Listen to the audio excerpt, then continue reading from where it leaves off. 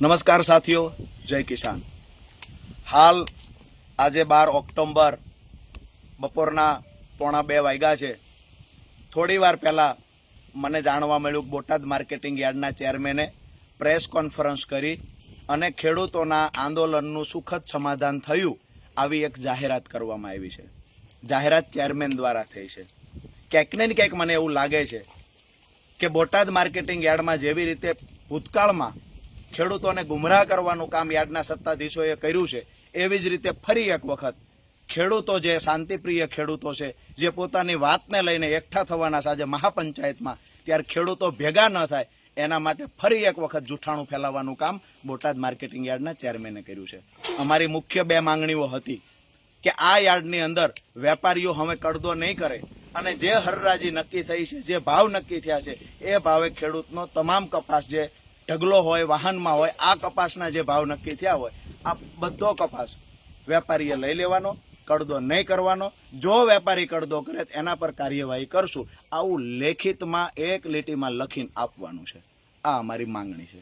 બીજી અમારી માંગણી કે ગુજરાતમાં કોઈ એવું માર્કેટિંગ યાર્ડ નથી કે હરરાજી થઈ ગયા પછી ખેડૂતને કહેવામાં આવે કે તમારા ખર્ચે કપાસ અમારી જગ્યા પર 15 કિલોમીટર 20 કિલોમીટર પહોંચાડી દો।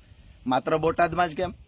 આજે કહેવામાં આવ્યું ચેરમેન દ્વારા 6 કિલોમીટર બહાર ક્યાંય પણ કપાસ લઈ જવામાં આવે તો ખર્ચો વેપારી દેશે, 6 કિલોમીટર પણ શા માટે? અને આ વાતનું પણ લેખિતમાં બાહેંધરી આપવા તો ચેરમેન તૈયાર નથી। અમારું ખેડૂતોનું આંદોલન ત્યારે જ પૂરું થશે જ્યારે અમને લોકોને લેખિતમાં બાહેંધરી મળશે। ચેરમેન દ્વારા કહેવામાં આવે છે કે અમારા ઇન્સ્પેક્ટર મધ્યસ્થી કરશે કડદો થાય ત્યારે। અરે ભાઈ, યાર્ડના સત્તાધીશો, યાર્ડના અધિકારીઓ, કમિશન એજન્ટ, આ તમામ લોકોએ તો ભેગા થઈ ખેડૂતોના ખિસ્સા કાપવાનું કામ કર્યું છે। હવે એના પર અમારે કેવી રીતે ભરોસો કરવાનો? અમારી વાત એટલી છે, હાથ જોડીને વિનંતી કરીએ છીએ, અમારે ખેડૂતોને ખેતી કરવાની સિઝન અત્યારે આવી છે, અમારો સમય નથી આંદોલનનો। હાથ જોડીને કહીએ છીએ કે ખેડૂતોની માંગ પૂરી કરો, લેખિતમાં બાહેંધરી આપો। જ્યાં સુધી લેખિત બાહેંધરી નહીં મળે, આજે મહાપંચાયત પણ થશે ને આવનાર દિવસમાં બીજા કાર્યક્રમો પણ થશે। અત્યારે થોડા સમય પહેલા મને જાણવા મળ્યું કે પોલીસ અધિકારીઓ પણ દબંગાઈ કરી રહ્યા છે, ખેડૂતોને રોકી રહ્યા છે। અહીંયા બોટાદ આવતા ખેડૂતોમાં અમુક ખેડૂતો પર લાઠીઓ વરસાવવાનું કામ થયું છે। અધિકારીઓને પણ કહીએ છીએ એટલી બધી ઉતાવળ મેડલ લેવાની ન કરશો।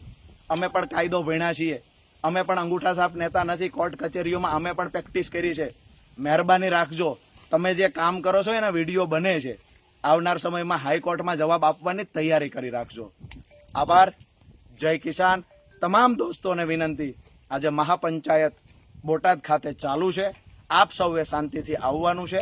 કાયદો વ્યવસ્થા ન કથળે એની જવાબદારી પણ આપણા ખેડૂતોની છે। જય કિસાન।